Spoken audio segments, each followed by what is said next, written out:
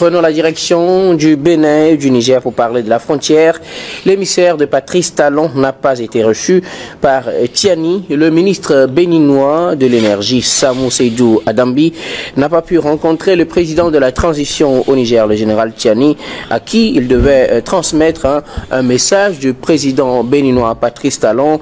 Il a eu une séance de travail avec ses homologues nigériens et à l'issue de cette séance de travail, selon les informations qu'il a données, il devait rencontrer le général Tiani pour lui transmettre un message de la part du président béninois. Malheureusement, il n'a pas été reçu par le président Tiani. Il est rentré et c'était pour discuter avec la partie nigérienne et l'entreprise chinoise en charge de l'exploitation du pétrole nigérien à travers le port de Sémé-Pédi, la plateforme de Sémé-Pédi à Cotonou, et donc l'entreprise WAPCO, le Bénin et le Niger ont quand même pour leurs délégués fait cette rencontre, sauf que l'émissaire de Patrice Talon n'a pas pu être reçu par le président Tiani. Je commence par vous, Robert Kossigan. Je tiens à féliciter les deux pays, l'entreprise WAPCO, de réussir à mettre les deux pays ensemble. Même si cela s'est passé au Niger, on va dire que le Bénin alors s'est fait représenter par son ministre Adambi. Il a été reçu par son homologue. Ils ont fait 2 jours de séance de travail. Moi, j'ai dit c'est déjà un début. C'est déjà un début qu'il faut encourager.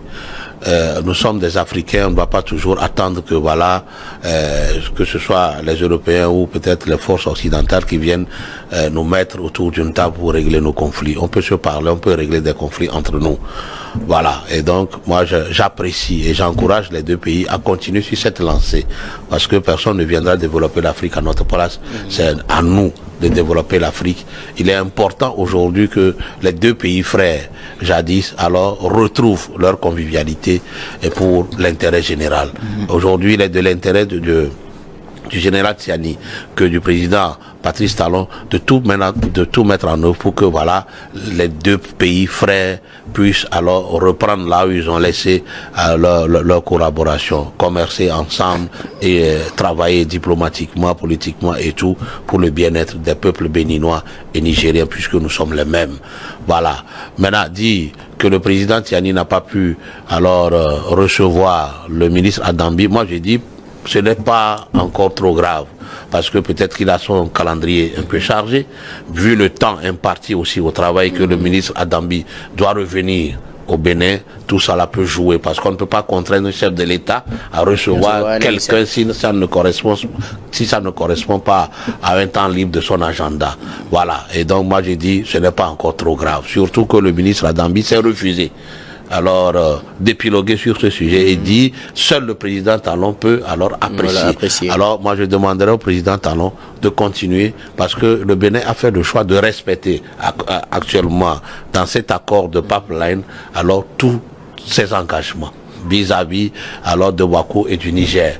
Alors vivement que le côté nigérien aussi puisse emboîter le pas et jouir pleinement alors tous ses devoirs pour que voilà, à partir de ce projet, et le Niger et le Bénin puissent avoir des dividendes pour lancer le développement des deux pays. C'est ce que moi j'aurais apporté d'abord. Alors donc le fait qu'il n'ait pas été reçu par le général Tiani, vous ne l'interprétez pas forcément comme moi, je ne le vois pas. Du message de Patrice Talon? Du tout, parce qu'il n'est pas allé le voir personnellement. Il est allé travailler dans le cadre du projet Pipeline. Le travail a été fait sur 2 jours. Ça, c'est déjà satisfait ici. Nous savons que parfois, quand les ministres vont dans d'autres pays, même pour une autre mission, ils ont toujours des lettres de courtoisie du président du pays dont le ministre a effectué le voyage et qui, parfois, ils rendent visite. Mais le pasteur Edo est plus indiqué à nous dire, à nous parler de ça parce qu'il connaît le rouage. Moi, j'ai dit, peut-être que le général Tiani n'était pas disponible. Il n'était pas disponible. C'est un chef d'État, il peut être occupé. Et si ce n'est pas dans son programme de le recevoir ce jour-là, or que le ministre doit revenir, ça peut aussi amener à ce qu'il ne le reçoive pas. Ça, ce n'est pas encore un problème.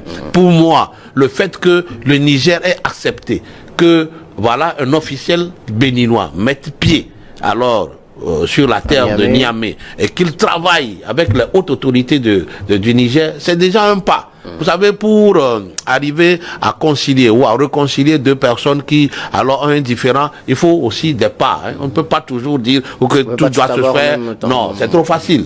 Donc moi j'ai dit, c'est un pas. Qu'il ait reçu ou pas, c'est un pas. Ce n'est pas encore un problème. Nous tous, nous devons avoir un langage qui puisse encourager les deux pays à se comprendre et à travailler ensemble. Parce que ce qui importe, c'est que le Bénin et le Béninois et le Nigérien puissent parler alors le même langage comme par le passé pour le développement harmonieux alors des deux pays. Point, c'est tout. Merci beaucoup. À vous, Robert Kossigan, à côté. Alors, Pasteur Edo, l'émissaire du président Patrice Talon a eu, comme on le disait tout à l'heure, une séance de 48 heures avec son homologue nigérien, des représentants de l'entreprise de la société WAPCO qui exploite le pétrole brut du Niger à travers le Bénin, à travers ce pipeline. Il devrait normalement transmettre au président général Tiani un message du président Patrice Talon, sauf qu'il n'a pas pu être reçu par le général Tiani. Bon, je ne pense pas que on va en faire d'un grand sujet le fait qu'il n'a pas été reçu par le général Tiani. D'abord, il faut saluer le fait que les deux pays commencent par prendre langue dans ce différend-là qui depuis longtemps fait polémique et continue que dirais-je, continuer d'assombrir les relations entre les deux pays, ces deux pays-là qui sont des pays d'Afrique. Donc je pense fondamentalement que le sujet, cette situation va être réglée à travers les échanges périodiques. Hein. Déjà on a commencé par avoir des échanges, c'est déjà un pas. Maintenant, la mission première du ministre, ce n'était pas d'aller voir le président Tiani, j'espère. C'était pour aller faire une séance de travail avec ses homologues du Bénin. Alors ce qui a été fait, les 2 jours ont été accomplis. Hein, les séances ont été accomplies, mais c'était déjà très bon. Donc maintenant reste souvent il y a ce qu'on appelle une lettre de courtoisie, une visite de courtoisie qu'on rend souvent aux dirigeants, au numéro 1 des pays quand on arrive dans ces pays-là. On en a vu par le passé et on le voit encore aujourd'hui. Bon, donc ça n'a pas été le cas, mais peut-être qu'il faut aussi voir, est-ce que le président Talon avait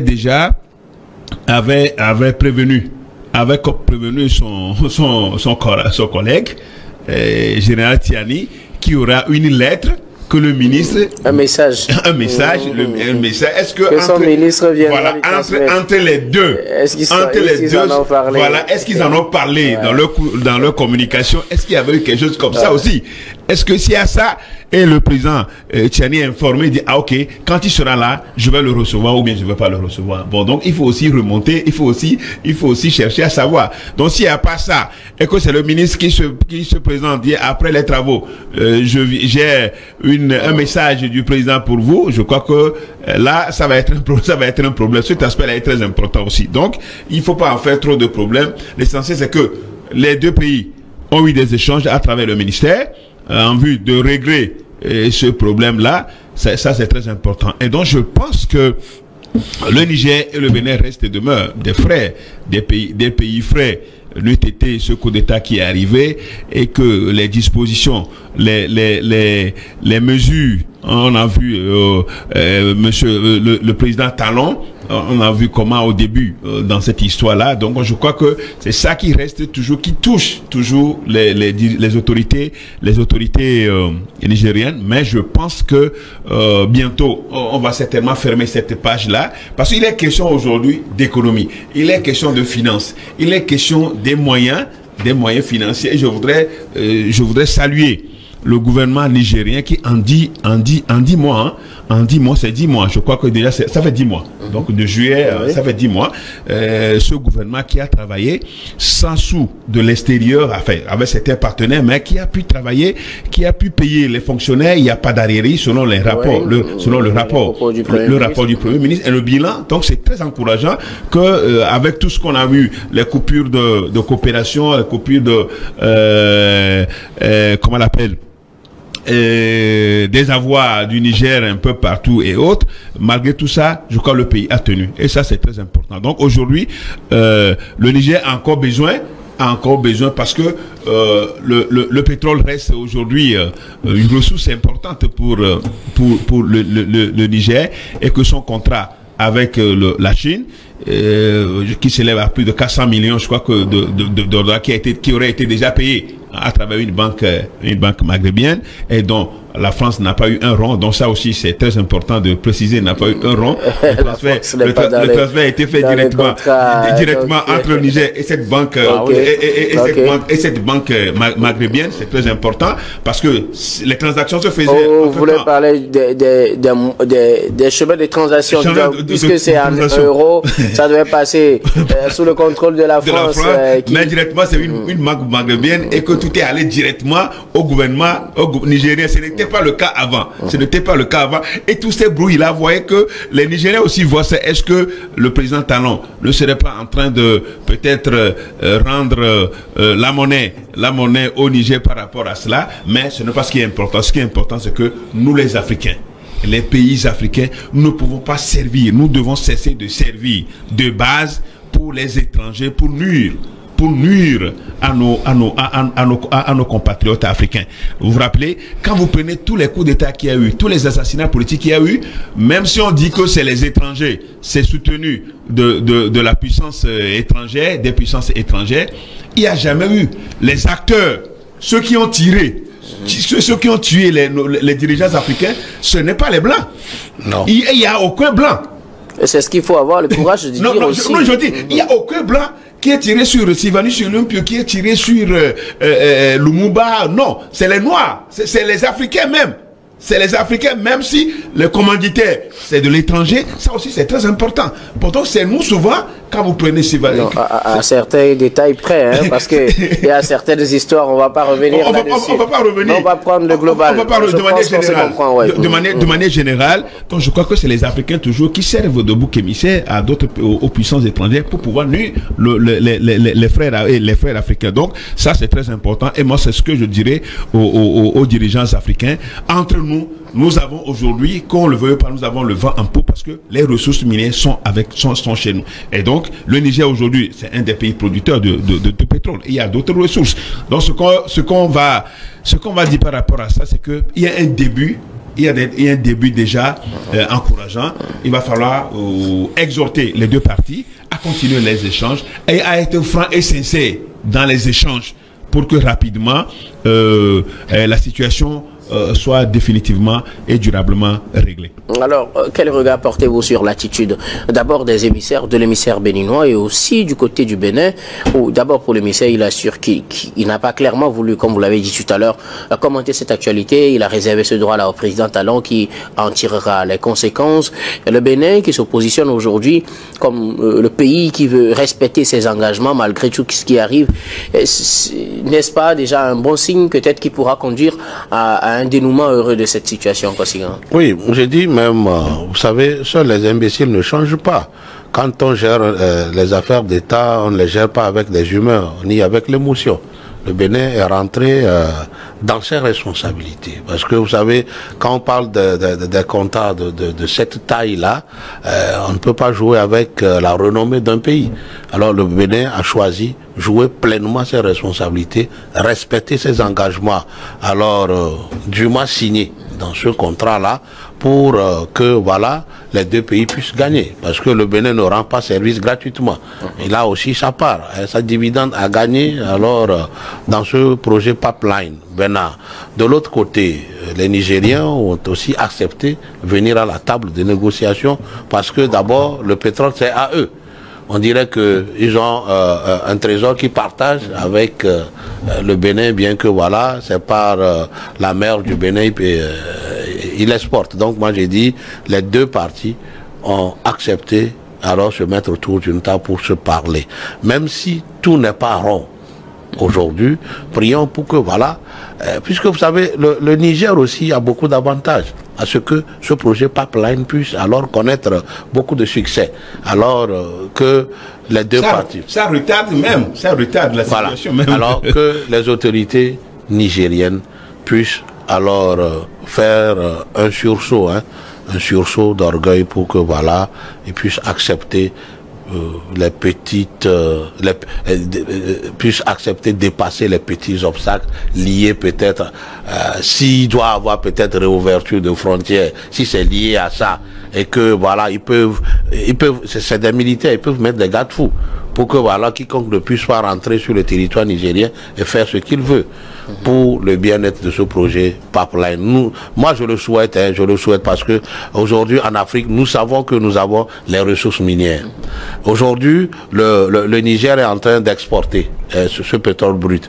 Mais sur 10, 20 ans, moi j'aurais souhaité que voilà, fleurissent sur le territoire nigérien des entreprises de transformation. Oui, comment les appelle?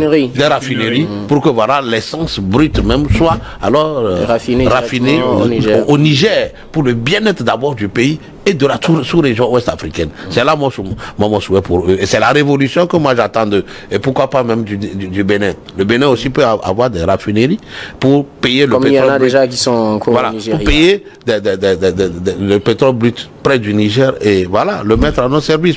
Ce n'est plus normal qu'on attende le pétrole raffiné de l'Europe. C'est embêtant. Regardez, parfois même au Togo, nous manquons de l'essence. Or, on est entouré de grands producteurs de pétrole qu'est le Nigeria. Donc,